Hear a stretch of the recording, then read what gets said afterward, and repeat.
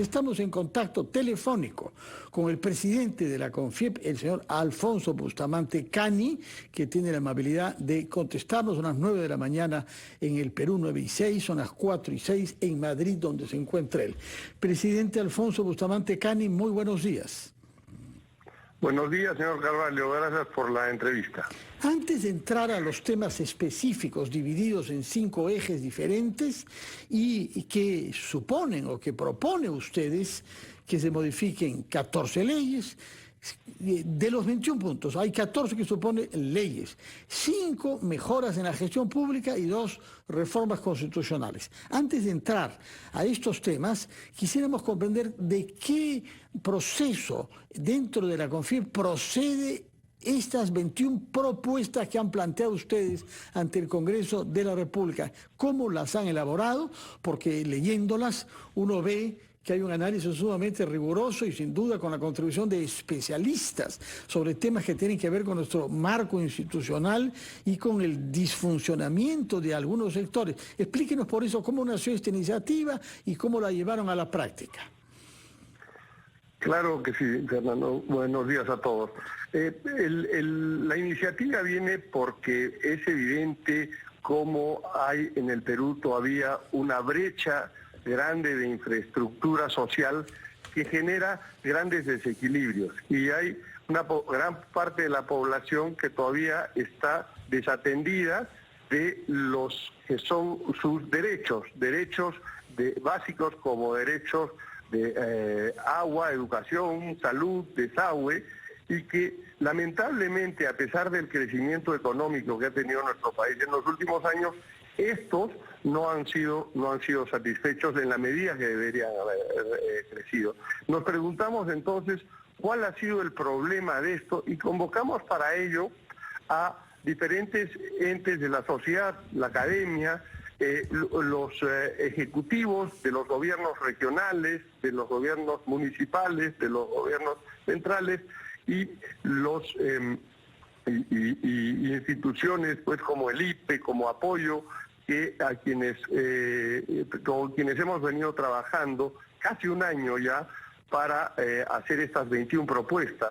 Y quisiera comenzar comentando que el objetivo de la descentralización, que es un objetivo noble, es el desarrollo social integral, armónico y sostenible de todas las regiones. Como usted sabe, yo soy arequipeño, he sufrido en carne propia el problema de la centralización del Perú y esto entonces lo tengo bien medido y también busca entonces el equilibrio en el ejercicio del poder en los 3 niveles de gobierno, el gobierno central, el gobierno regional y municipal. Pero llevamos ya décadas de esto y vemos que estos objetivos no se han cumplido.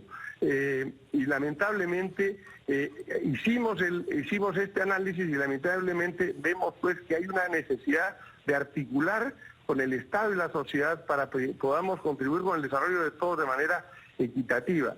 Este estudio recoge entonces los principales desafíos que tenemos frente a estas brechas y postula propuestas para mejorar en la gestión regional, ¿no?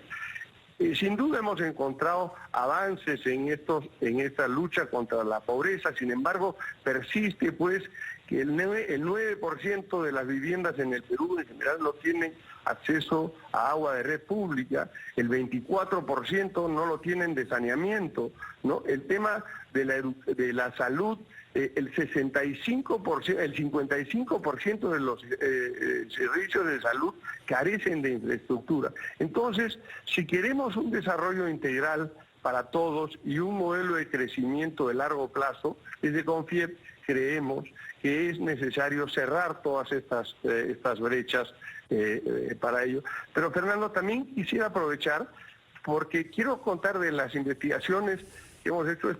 Como se hizo este plan de transferencia de competencias a los gobiernos regionales y locales, ¿no? Era un plan de 5 etapas y que lamentablemente se omitieron todas ellas. Pero las voy a enumerar acá para ver lo que nos hemos perdido. La primera parte era una etapa participativa, donde los gobiernos regionales y los gobiernos locales solicitaban la transferencia de las competencias y de diversas competencias para las cuales quisieran que sean trasladadas a su gestión. Luego de esto venía una capacitación y asistencia técnica para fortalecer las capacidades previos a la transferencia. Después se iba a certificar, una certificación donde se verificaba que el cumplimiento de la adopción de estos requisitos. La cuarta era la acreditación de esas capacitaciones y la efectivización que concluía con la transferencia de recursos humanos, logísticos y presupuestales asociados a dichas funciones. Esas 5 etapas se decidió, lamentablemente, en el Consejo Nacional de Descentralización, optaron por prescindir de todas ellas. Y sin esas capacidades, me temo, y sin ese proceso, me temo, que se ha condenado a muchas de las regiones a mantener, y los distritos y las provincias, no poder cumplir con las funciones adecuadamente y mantener a la población en un constante retraso de sus derechos. Eso nos motivó, Fernando, a hacer esta propuesta. Muchas gracias por su explicación, presidente Bustamante Cani. Usted nos ha hablado en su calidad de presidente de la CONFIEP, pero ha tenido la amabilidad también de hablarnos en su calidad de arequipeño, es decir, de una persona que sabe cómo se gobierna el Perú desde el punto de vista de las regiones, aunque sea una región tan importante como Arequipa. Así que estamos aprovechando esa doble experiencia. Nos ha dicho, por otra parte, que la elaboración de estas 21 propuestas ha tomado casi un año de diálogo intenso con gremios empresariales, pero también con autoridades públicas, autoridades regionales, nos ha dicho, con el apoyo de la academia y de algunas empresas consultoras, mencionó apoyo del Instituto Peruano de Economía. En todo caso, todo esto se ha concretado en una de las propuestas mejor estructuradas que se hayan visto en los últimos tiempos para una reforma integral. Repito, hay 5 ejes. El primero de ellos es una reforma en nuestro sistema electoral y político. El segundo, como lo he explicado, una mejora del rendimiento de los gobiernos subnacionales. El tercero, el funcionamiento presupuestal. El cuarto, el orden territorial, tendremos que regresar a eso.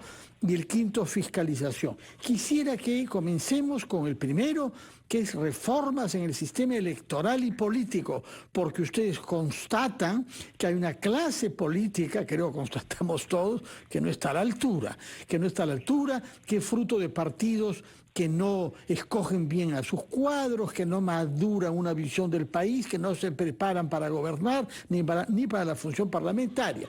Yo por eso quisiera saber, comenzando con este primer eje, ¿qué propuestas son las que formula la CONFIEP para mejorar el tema del sistema electoral y político?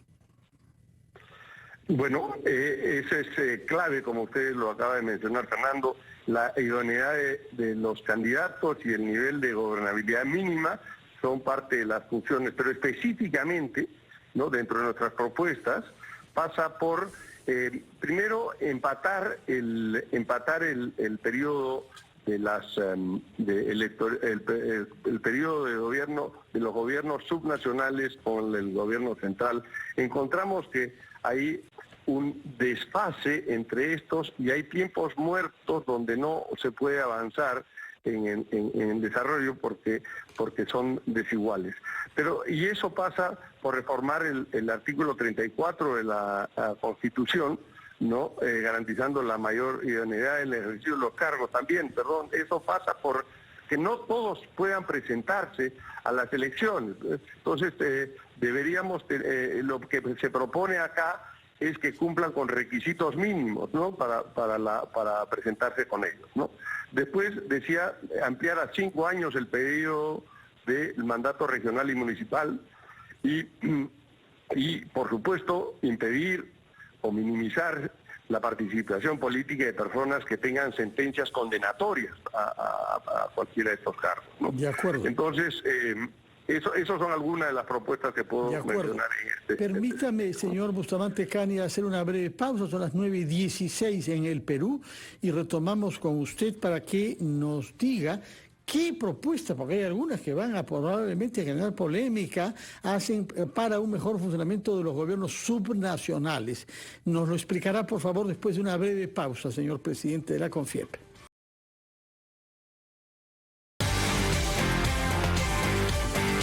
Son las 9:21 en el Perú, 4:21 en España, donde se encuentra el señor Alfonso Bustamante Cani, presidente de la CONFIEP, quien nos está explicando las 21 propuestas que han presentado ante el Congreso para mejorar el funcionamiento de nuestras instituciones públicas y con ello la calidad de vida de los peruanos. Hemos hablado de sus propuestas sobre el sistema electoral, que no puedan postular personas que tienen condenas y que el mandato de los gobiernos subnacionales, municipales y regionales coincidan con el de 5 años que tiene el gobierno nacional.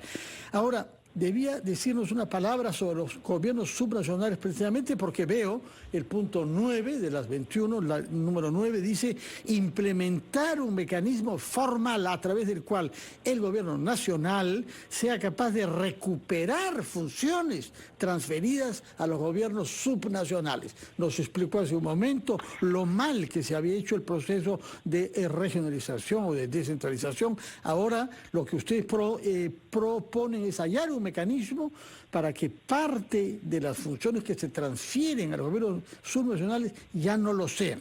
Explíquenos, por ejemplo, cuáles serían esas funciones, señor Bustamante Cani. Mire, gracias. Las funciones las tienen que determinar los propios gobiernos subnacionales. Como dije, en el plan original de transferencia de competencias, la primera parte era la solicitud de parte de los gobiernos subnacionales para que le pasen ciertas competencias. Sin embargo, eso no se obvió. Pasa por ello, por reevaluar cuáles deben, por acuerdo de las partes, cuáles deben pasar a quedar en los gobiernos subnacionales y cuáles otras deberían quedarse o traspasarse a donde están originalmente en los gobiernos nacionales, ¿no? De acuerdo. Por otra parte, ustedes en el eje número 3, que se llama gestión presupuestal, introducen algunas propuestas originales. La primera, establecer un marco de incentivos para incrementar la recaudación municipal. Esto es muy grave, porque hay distritos como Surco que recaudan más o menos 80% de lo que ellos ameritan, es decir, que hay 80% de los ciudadanos que pagan los arbitrios, mientras que otros distritos con menos recursos, en donde apenas se llega al 20%, o sea, que la disparidad de recursos en los distritos tiene un reflejo en las contribuciones de los impuestos municipales y en consecuencia en la posibilidad de que los alcaldes tengan los fondos necesarios para realizar sus planes. ¿Qué es lo que proponen ustedes como incentivos para incrementar la recaudación municipal? Mire, nosotros, el estudio no hace propuestas específicas de qué tipo de incentivos, porque sería meternos en las políticas públicas. Lo que hacemos nosotros es generar los lineamientos por donde se debería avanzar. Y efectivamente esto está basado en la identificación de lo que usted acaba de mencionar. Hay gobiernos que no logran recaudar ni el 20% de lo que está en su presupuesto. Por ende, creemos que tenemos que rediseñar además el sistema de ingresos de gobiernos regionales, reemplazando transferencias con otras fuentes. Por ejemplo, mejorar su capacidad de recaudación. ¿Mediante qué? Mediante incentivos, por supuesto. Participación en los ingresos y transferencias de igualación. También vemos que hay gobiernos locales que tienen el beneficio del canon y otros que no lo tienen. Entonces, para eso, el gobierno establece mecanismos de compensación. Entonces, hay que identificar justamente cuáles son para la mejor redistribución de estos recursos. En el punto número 4, en el eje número 4 que ustedes llaman ordenamiento territorial, hay algunas propuestas también innovadoras. Por una parte, evitar la fragmentación administrativa de nuestro territorio, promoviendo mancomunidades y evitando que surjan distritos nuevos en un país en donde constatamos que lo que hay es tendencia a la fragmentación. Veamos que en Lima, señor Bustamante Cani, hay conflictos territoriales entre Magdalena y San Isidro, y entre Surco y La Molina, para no mencionar otros distritos más extensos y fundados más recientemente. Pero estamos ante distritos entre los más ricos que todavía tienen disputas de fronteras con sus vecinos. ¿Cómo evitar que el Parlamento cada semana declare de interés nacional que se cree un nuevo distrito? Y con eso avanzamos hacia la fragmentación y aumento de la burocracia, ¿no? ¿Qué es lo que proponen? ¿Cómo podemos evitar que siga esto que ustedes llaman la fragmentación administrativa del territorio? Claro, lo que estamos haciendo es señalar cuáles son las causas de las consecuencias de la fragmentación. Y usted ha mencionado distritos ricos en Lima, pero sirve igual o es más agudo los problemas de las pequeñas poblaciones, ¿no?, que aspirando a tener una independencia, realmente ese gobierno que se crea para gobernar, el gobierno municipal que se crea para gobernar a 2.000 personas, a 1.500 personas, difícilmente podemos pensar en generar las capacidades o duplicar capacidades para poder sobrellevar por ejemplo, la compleja ley de contrataciones del Estado, sin la cual no se pueden hacer escuelas, no se pueden hacer veredas, no se pueden hacer pistas. Entonces, esas exigencias no están empatadas con las capacitaciones o con las capacidades, y creemos que la fragmentación ha sido uno de los, hemos constatado que la fragmentación de los distritos y provincias ha sido uno de los causantes de esta demora en cerrar las brechas.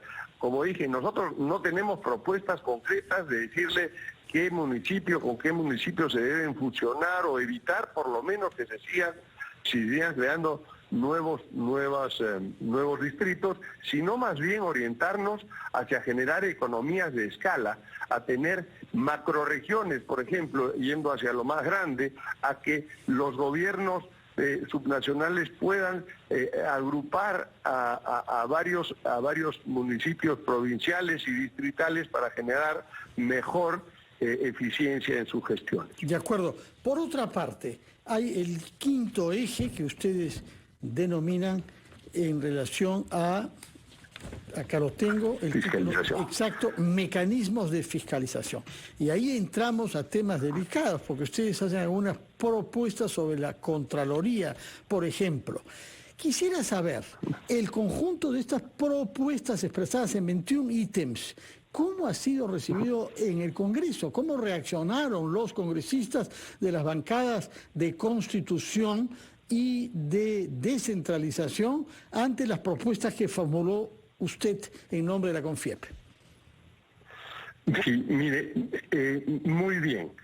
Creo que lo que hemos constatado es que al ir al Congreso, al ir a presentar a ambas comisiones, han sido acogidas primero, creo yo, con entusiasmo por parte de sus presidentes, de ambos presidentes han sido muy diligentes en ello y conscientes del esfuerzo que este trabajo significa y con un compromiso de seguir trabajándolo y de parte nuestro, renovando nuestro compromiso a ir cuantas veces sea necesario para sustentar cada uno de las propuestas que hemos hecho.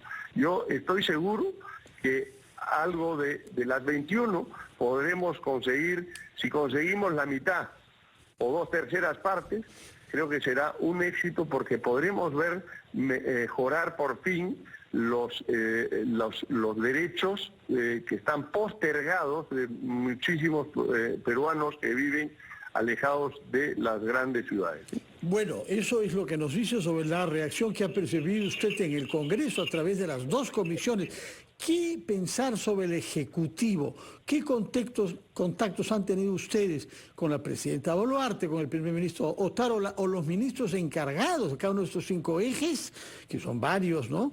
Para saber si hay acogida también por parte del Ejecutivo, que tendrá que jugar un rol importante, tanto en las leyes como en las reformas constitucionales y sobre todo en la mejora de la gestión pública, que son las propuestas que vienen con estos 21 temas.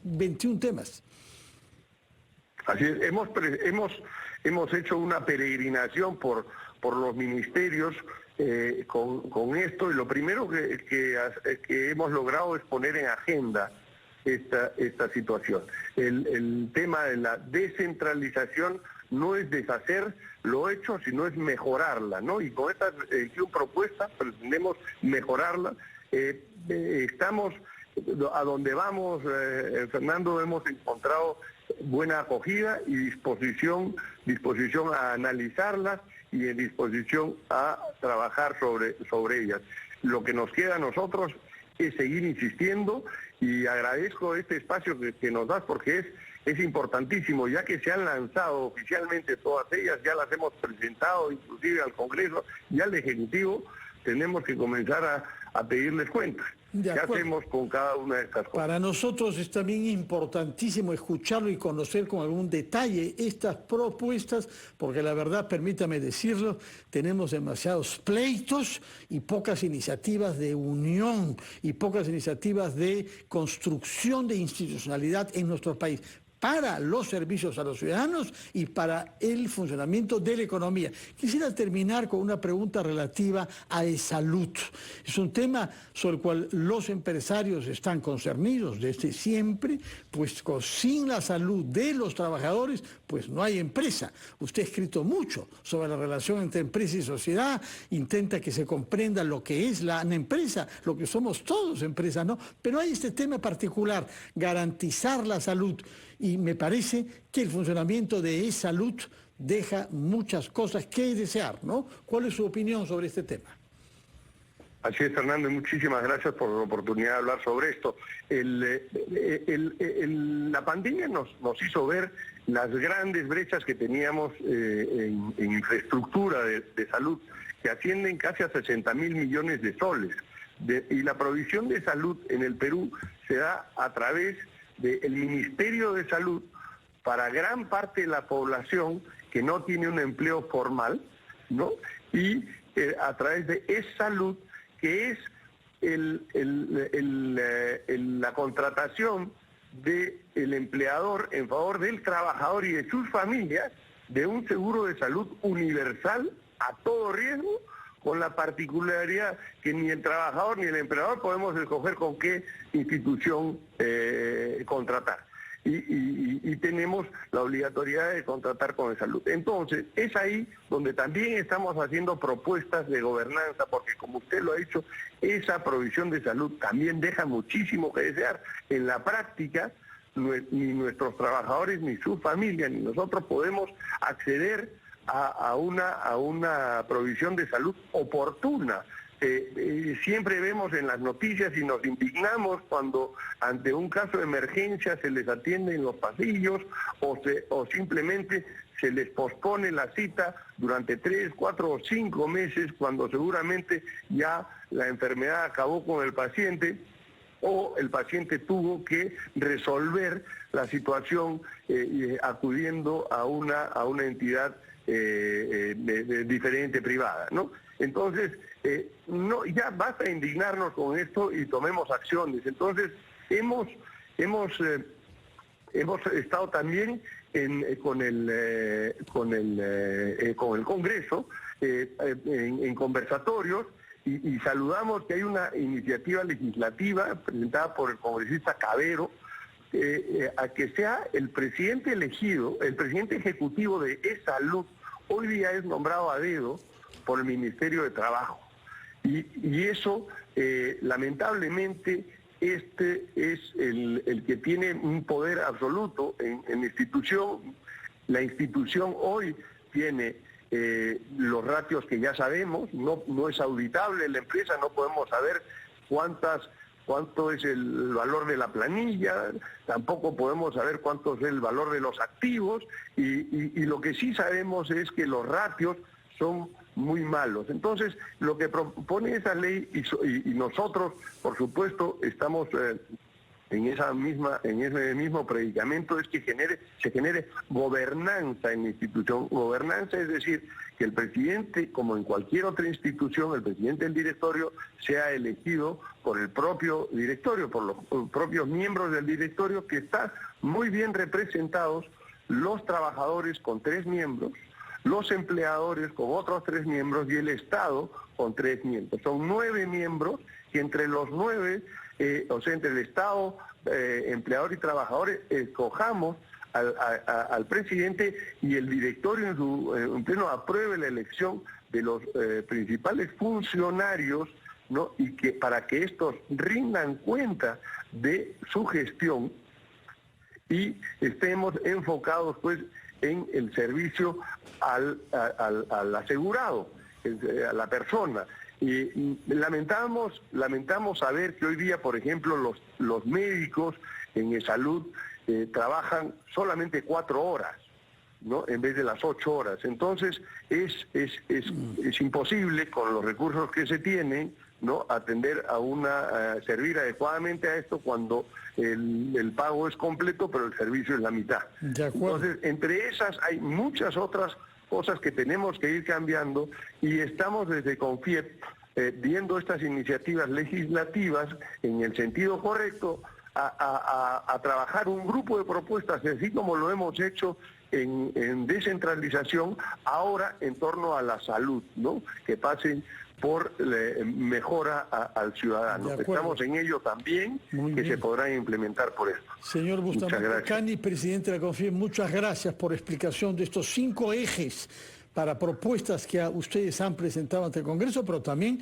sobre esta reflexión sobre salud que nos permite regresar a lo que es su vocación de base, tal y como fue diseñada cuando fue creada por el mariscal Benavides en los años 30, ¿eh? Esta idea de que trabajadores, empresarios y Estado colaboraban para garantizar la salud de los trabajadores, que se haga de la manera más eficiente y más transparente posible. Muchas gracias por sus explicaciones, que tenga usted una buena estadía en España, y cuando vuelvan al Perú, que nos visite acá para ampliar y ver el eco que va a tener en nuestra sociedad estos 25 puntos que ustedes están proponiendo por lo pronto ante el Congreso, pero nos ha dicho también ante varios ministros y el Ejecutivo. Muchas gracias y muy buenas tardes para usted en España, señor presidente de la CONFIEP. Gracias, Fernando. Quisiera solamente comentarle rápidamente que estoy en realidad en camino a Ginebra para una reunión con la OIT, la Organización Internacional del Trabajo, donde tendremos un espacio para hablar justamente de esto, de las relaciones entre trabajadores y empleadores. Nos reunimos con el director general de la OIT y con el secretario general de los empleadores. Ya también les comentaré eso a mis redes. Muchas gracias. Razón de más para que cuando vuelvan al Perú nos visite y nos explique qué son las consecuencias de estos contactos suyos con la OIT, organismo de la ONU dedicado al trabajo, basado en Ginebra, Suiza. Muchas gracias, señor Bustamante Cani, que tenga una buena estadía en Europa entonces, y nos vemos en el Perú a su vuelta.